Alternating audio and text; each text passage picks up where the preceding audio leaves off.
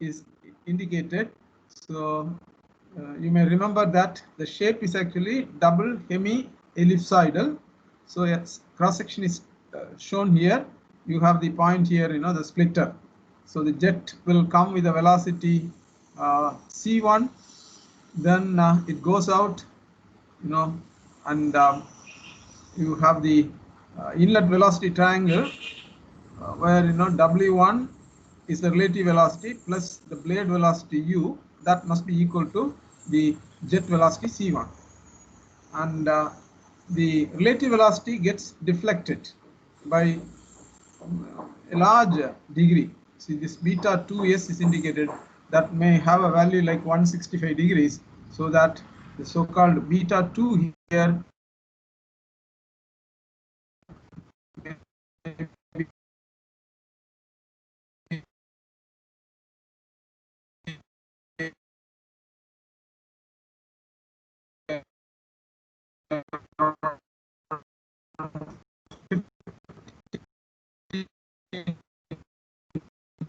degrees. Does not have any tangential component, okay, such that the angle is alpha to 90 degrees. Okay, so that is the desired condition where no energy is lost in that. You will have minimum C2. The other two, in one case C2 will have a Cu component in the direction of motion, so there will be small reduction in the power transfer.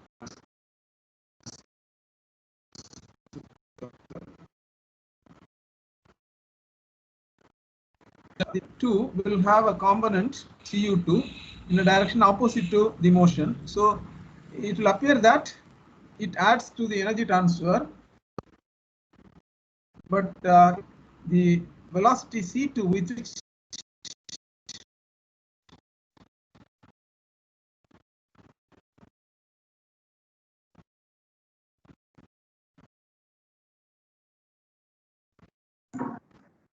finally the fluid leaves, that magnitude is more.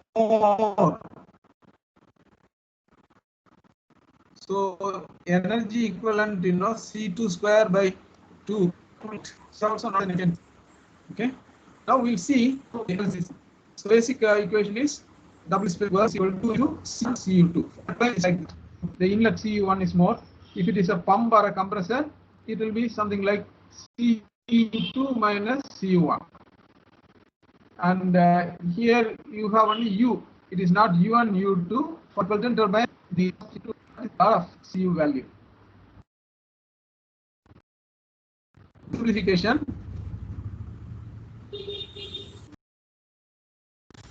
So Cu2 can be written as, say, taking this velocity triangle, the second one in the exit. So Cu2 will be U2, the base velocity, minus W2 cos beta 2, where W2 is the relative velocity at exit. Okay, and this W2, the relative velocity at exit, is k times the W velocity, the relative velocity at inlet. The reason is, it is, there is no expansion there, so relative velocity does not change. It's an impulse turbine. Again, we say that in impulse turbine, the relative velocity remains constant. But then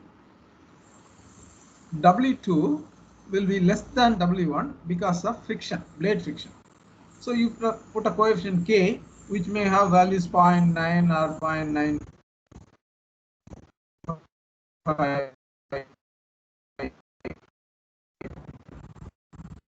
Okay, so W2, yeah. So W2 is K into W1. K into W1 is, from the first velocity triangle, it is nothing but C minus U, C1 minus U. So therefore, Cu2 is equal to U minus W2 cos beta. So that is, W2 is written as K into C1 minus U. Then that cos beta is retained. Now this Cu2 is substituted in the first equation. So specific work is equal to U into Cu1 minus Cu2, which is equal to U into C1, because Cu1 is nothing but the internal velocity C1 minus Cu2, that is U minus K C1 minus U into cos beta 2. So here that C minus U, that you can take out. So finally you get a simple expression, WSP is equal to U into C1 minus U into 1 plus cos beta 2. So this is the expression for the specific speed. So what are things you need here is the beta 2. So once the blade is manufactured, the angle beta 2 is known. As I told you, its value may be around 15 degrees. Okay. The smaller it is better, but when you make beta 2 0, that means the relative velocity is completely turned 180 degrees. That flow will interfere with the inlet flow. Some may go and hit with the inlet flow region. So people have found from experience that this beta 2 equal to 15 degrees quite good for good efficiency.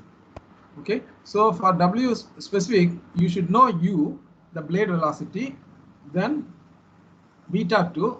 K is a coefficient which has to be assumed 0.9, 0.92 like that. Then C1. C1 is the jet velocity, it's the free jet.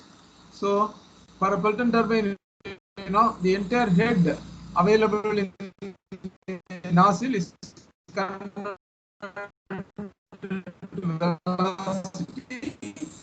by the equation. Okay.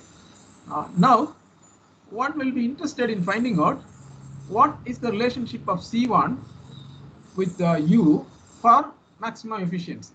So for a given C1, a particular head is there,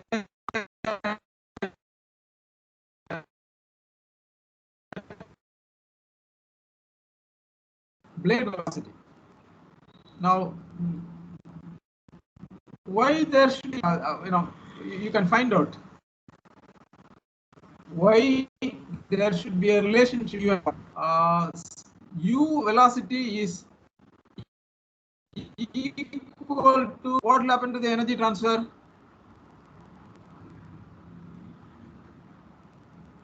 Sir, your connection is a bit breaking, sir. We couldn't hear you.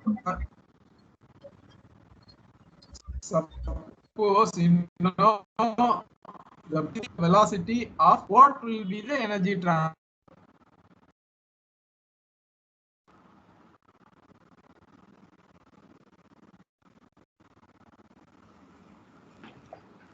Sir, your voice is breaking.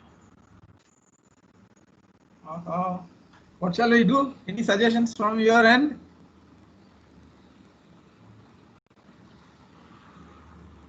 At least the video is clear.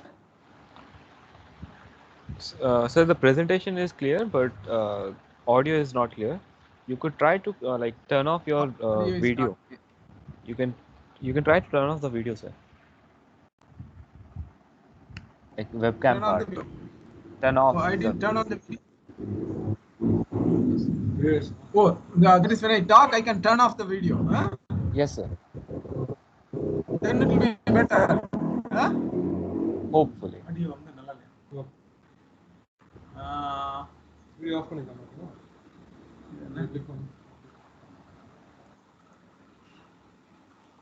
Okay, now is it clear? Now the audio clear? Here it is indicated bad network. Yes, sir. That would like changing the network would be best. But I don't think it's possible now. So like we can hear you for now. If there's an error, we will tell you there. So now it's relatively better, sir. Yes, sir. Okay. So my thing is, well, then you won't see on the screen the PowerPoint, isn't it? Sir, we can see the PowerPoint, sir. We can see. So we can see the PowerPoint. Okay. Only just your video camera view. Okay. So the question I asked is, well, we are actually tackling a problem, finding out the relationship between C1 and U, which should give the best efficiency. So there is a relationship. You will find that when U is equal to C1 by 2, the efficiency is best. But why it should be like that? Okay, the function is like that because you find that specific work, you have a product U into C1 minus U. If you take that function, when U increases, C1 minus U decreases. So that way, power will decrease. Then when U increases, because the whole thing is multiplied by U, the power also should increase. So there is an optimum. But another thing is the end conditions. When U and C1 are at the same velocity, what is the power transmitted?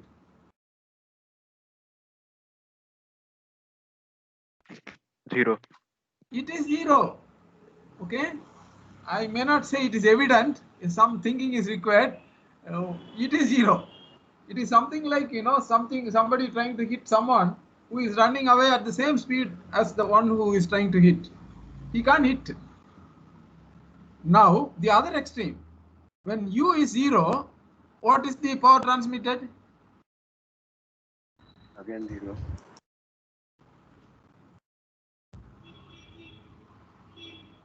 When U Zero. is zero, is it evident?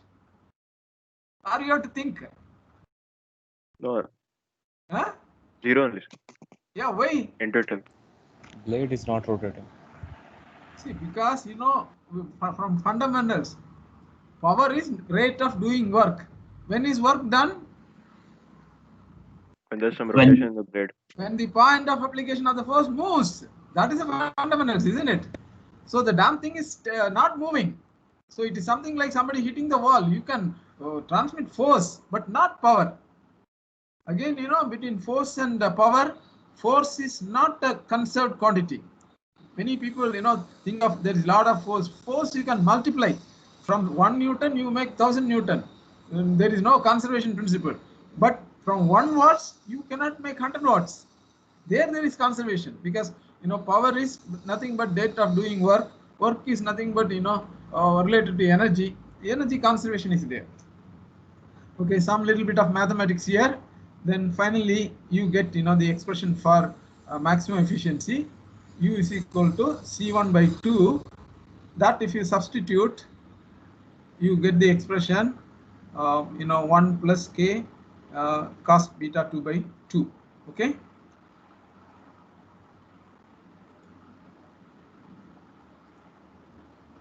Okay, the next one, one numerical problem.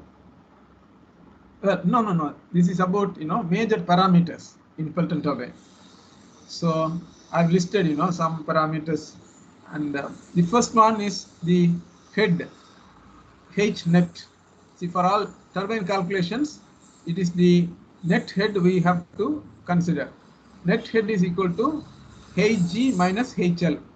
HL is the gross head. In yesterday's PowerPoint, you have seen that H gross is the difference in level between the dam water and the downstream water, or we say head raise and tail raise.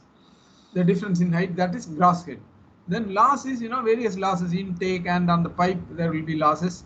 So total loss, if you deduct, what you get is a net head. Then you have the equation, the velocity of the jet, the nozzle. See there, we use a coefficient CV about 0.98, so that C1 is equal to CV into root 2 G H net. Then the kinematic expression U is equal to pi d of wheel. So you will have two diameters. One is diameter of the wheel, then the diameter of the jet or the nozzle diameter. Okay, so we differentiate by this suffix. W for wheel. So U is equal to pi d wheel into n by 60. So you can calculate the blade velocity U. Then the next one is sigma. The sigma is blade speed ratio or speed ratio, which is blade velocity by jet velocity, which is about 0.46. Now we found that for maximum efficiency it should be 0.5. See, U by C should be 0.5, but from practice they have found out that this 0.46 is the optimum. So almost everywhere this 0.46 is used as the speed ratio. Then there is the small m, which is the wheel diameter to jet diameter ratio. It's called the jet ratio. And again 14 to 16, it is an empirical value. From experience they have fixed this value, which should give you the best efficiency. Then this number of blades or number of buckets ZB is 0.5 m plus 15. So you will find that this jet ratio is around 14 to 16. So if I put 7, you should get 15 plus 7, 22. If I put 8, it is 23. So you will find some 21, 22, 23 buckets. In any Pelton wheel, the number of buckets is that only. Okay. Then Q jet. Okay. That is pi d jet square by 4 into C1. See, why we separate Q jet is, sometimes you will have more number of jets. Again, yesterday we had seen that in horizontal Pelton wheel setup, 2 were shown. In a vertical shaft Pelton wheel, even 4 was shown. So I said maximum up to 6 are there. So when the total discharge is Q total, the Q jet will be total discharge divided by number of jets. Yeah. So Q total is equal to Q jet into Z jet. Z jet is number of jets, and Qt is the total discharge. Now the specific work equation which we have derived, that is U into C1 minus U into 1 plus K cos beta 2. Beta 2 value is around 15 degrees. Then you have the nozzle efficiency. Some efficiencies are defined. You have a nozzle efficiency, you have a wheel efficiency, you have a hydraulic efficiency, you have a mechanical efficiency, and you have an overall efficiency. So how many are there? 5. 5 efficiencies are there. So their relative expressions are given. Nozzle efficiency means C1 square by 2G Hn, where Hn is the net head. Then wheel efficiency is specific work divided by C2 square by 2. Okay. Then you have the hydraulic efficiency that combines both nozzle and wheel efficiency, the product of them. Then mechanical efficiency comes from what is the shaft power and what is the power developed by the wheel. That is specific work into m dot will be the power developed by the wheel. So P shaft by m dot W specific. Then you will have an overall efficiency, that is P shaft, the shaft power, divided by m dot into G net. Okay. So totally you have overall efficiency is equal to eta H into eta mechanical. So finally it is the wheel efficiency multiplied by the nozzle efficiency multiplied by the mechanical efficiency. Now these Pelton turbines, the overall efficiencies could be very high, maybe 93-95%. Okay, they are very, very efficient. Then okay, next is the specific speed. Okay, so already we had seen the specific speed for a pump. So for a turbine you have this. Now if you recall, the dimensional analysis was done for the fluid turbo machine. We derived some 3 basic parameters. Okay, one was termed the flow coefficient, another was the head coefficient, another one was the power coefficient. Now to get the specific speed expression for pumps, we took flow coefficient, head coefficient, and from that we removed. Okay, somehow we eliminated the diameter term, and we got the specific speed expression. So to get the specific speed expression for turbine, we have to take the head coefficient and the power coefficient, combine them such that the diameter term is removed, you will actually get the shape number NSH. So given below, number 16, that is n into root p by rho divided by gh power 5 by 4. From this, the specific speed is derived by removing rho and g. So you get n into root p by h power 5 by 4. Now, what is the main difference between specific speed and shape number?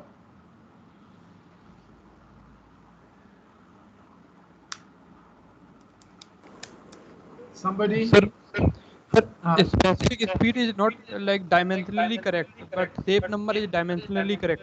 Yeah, dimensionally, non-dimensional. It is non-dimensional. That is what your correct means, I hope. So specific speed is dimensional. So depending on the unit system used, it will change. Shape number for all, the coherent system of unit. Remember, that is very, very important. Coherent system. That means if I calculate shape number here, n has to be revolutions per minute. I'm sorry, revolutions per second or radians per second. P has to be in watts. Rho has to be in kg per meter cube. G should be meter per second squared. H should be in meters. Then you have the values. Okay. So for specific speed, for Pelton turbines, the value is around 10 to 25, mainly for the single jet units. So you have multiple jets. How do you calculate? That is one issue. Okay, one method is put power for single jet. You will get a value like this. If you put the power for the entire number of jets, the value you get may go up to 50. Okay, so one should say there specifically what is the power used. Is it for one jet or for the complete turbine? Okay, now a numerical problem. A double jet, double overhang Pelton turbine is to develop 10 megawatt. The specific speed is 20. The gross head is 350 meters and the head loss in the penstock is 5%. Find the speed of rotation, diameters of wheel and jet. Also determine the diameter of a pair of, it's not pane of penstock, it is pair of penstock pipes, assuming Darcy's friction factor as 0.024 and pipe length as 1 kilometer. CV is 0.97, the velocity coefficient. Then the sigma speed ratio is 0.46 and overall efficiency is 85. So you are asked to find out the speed of rotation n, the diameters of the wheel, that is dw and dj. You are also asked to find out the diameter of the penstock pipes. So there are two penstock pipes. So what is the diameter? So first thing is, it is double overhang with two jets. So totally how many jets are there?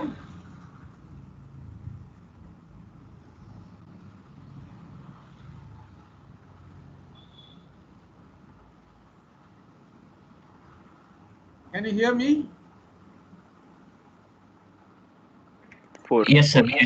4 are there. See this G, what does this G indicate? Generator. Generator. On either side, on the left side there is one and the right side one, they are overhung.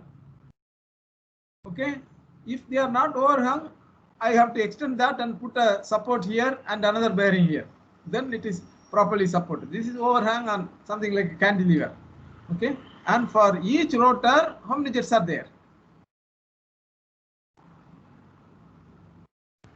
2, sir.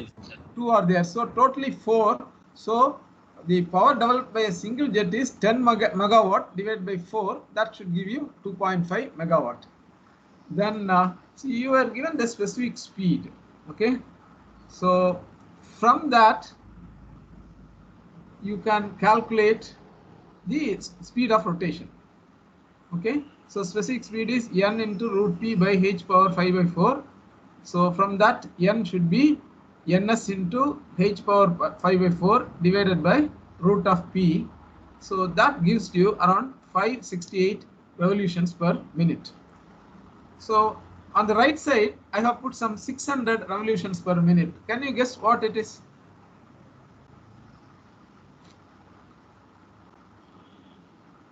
Anybody? Synchronous speed. What does it mean, synchronous speed?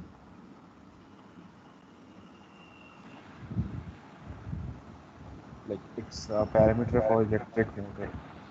Yeah, like it's something connected with the electrical this thing. So your fundamentals in electrical you have to check. Now, see what is the main application of this hydraulic turbines?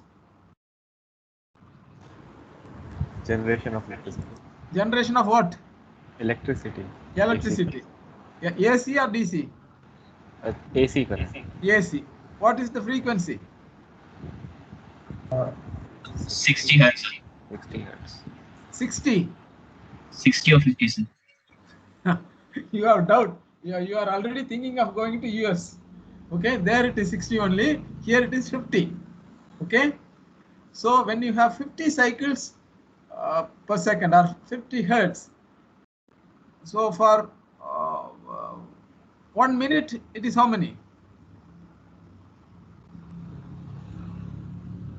3,000. Huh? 50 into 60, how much it is? 3,000, sir. 3,000. So in the generator, if you put, a single pair of poles, magnetic poles, it will give you, and when you run this machine at 3,000, you will get, 50 cycles per second. Now, if you want to put 2 pairs of poles, then you have to run it at 1,500 RPM. Okay, so that is one synchronous speed. Then if you put 3 pairs of poles, it is 3,000 divided by 3, it comes to 1,000 RPM. So these turbines should rotate around that speed. Little bit of tolerance is there. Tolerance in your final frequency is there. Okay, maybe 0.5 hertz or something should be there. So corresponding to 568, there is on 600 RPM. So how many pairs of poles should be there? 5. 5 pairs. So 600 is there. 300 RPM also some turbines will rotate. You will have more number of pairs of poles. Okay, that is what I have indicated here. So in many problems, you may have to then change this and finally say that the specific speed is slightly higher. Okay, now for this calculation, we will continue. The velocity C1, the jet velocity CV into root 2 GH net. So the equation is there. If you substitute, you get 78.3 meter per second. Now blade speed is equal to U is equal to sigma into root 2 GH net. You can see directly take sigma is equal to U by C1. So that way also you will get around 37.2 only. So that is the blade speed. Now blade speed meters per second, that is tip speed is known, RPM is known. Definitely you can immediately calculate the wheel diameter. So this equation U is equal to pi d wheel into n by 60, from which you can calculate the diameter of the wheel, which comes to around 1.25 meters. So maybe around 4 feet. Okay. So that is the diameter. Now, next thing is to find out the diameter of the jet. Okay. So you have the equation for the power for single jet. Okay. So we can calculate the power is rho g q jet into net head into overall efficiency. Okay. So from this equation, we have to find out the discharge for one jet. Okay. So it is power of the jet divided by all the other parameters from that equation. Power jet is equal to rho g q jet into h net into overall efficiency. or rather the overall efficiency is defined as the power output divided by rho g q jet into h net. So from that you calculate the volume flow rate, that is 0.9 meter cube per second. So now this volume flow rate you can equate to the area of cross section and velocity, that is pi d jet square by 4 into c1, from which you can calculate the diameter of the jet. Okay, so you get a value. Now the last part is calculation of the say the diameter of the penstock. So based on the head loss, so you have the dam and the reservoir, you have the penstock 1 kilometer long. Now the basic friction loss equation, the Darcy's equation, is head loss is equal to FL V square by 2GD, where V is equal to Q by pi D square by 4. Now V can be substituted in terms of the discharge, so that you get the final equation for head loss as 8FL into Q square by pi square G D power 5. Now head loss is given, it is 5% of the gross head, so 0.05 into 350, which amounts to 17.5 meters. So you put well, now the discharge is through 2 penstocks. Okay, so total power comes in 2 penstocks. So each penstock will cater to 2 jets. So that is why the discharge through 1 penstock is equal to 2 into Qj. So what we have calculated is for 1 jet. So for 2 jets it is 1.8 meter cube per second. So now you can use that equation, so that d power 5 is equal to 8FL Q square by pi square G power G into head loss. The value of F is given 0.024. So if you substitute, you get 0.37 for d power 5. So which gives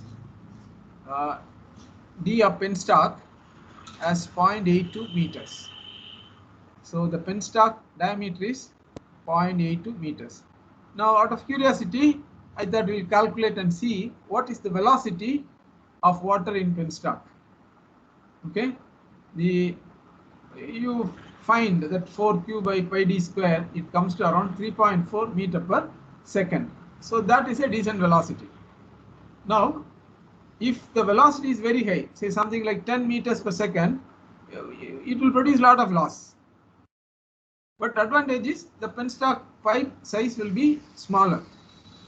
If I still reduce the velocity, say 1 meter per second, the penstock pipe will be very large. So this is by practice, they will have some values around 3, if I remember, that is the one used.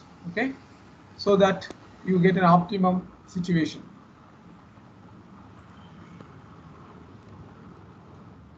Okay, so any doubt in this?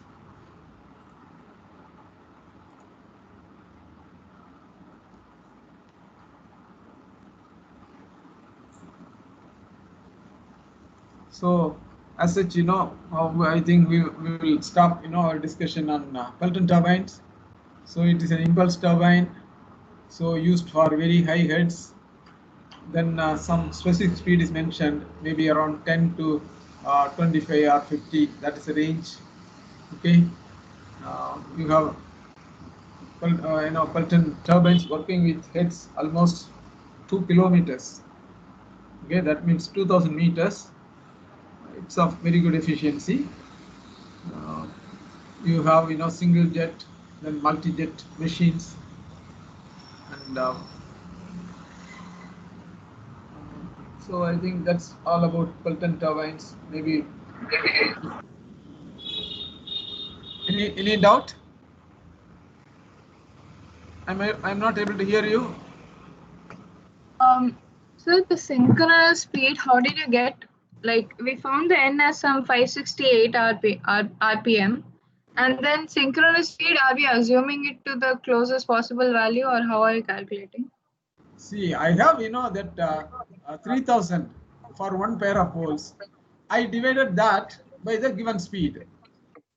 The calculated speed is 500 and something, no? Yes, sir.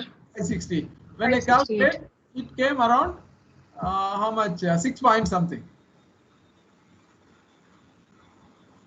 Okay. 6 or so corresponding to that. So I round it. Okay. Okay. So from that, see, little bit lower or higher, it should be. It has to finally work with that speed only. I don't think Pelton turbines are used for other applications. So mainly for electric power generation. So at the back of the mind, you should know that there is something called synchronous speed. Any of these machines used for generating AC power, which has to be connected to the grid. See, if you are having a generator at home, again, you will have so many other devices which should have restrictions. The frequency should be so much. Okay. In that case, it has to run at the synchronous speed only. Any other doubt? Okay, then the next topic will be Francis turbine. I think we will have it tomorrow. Okay.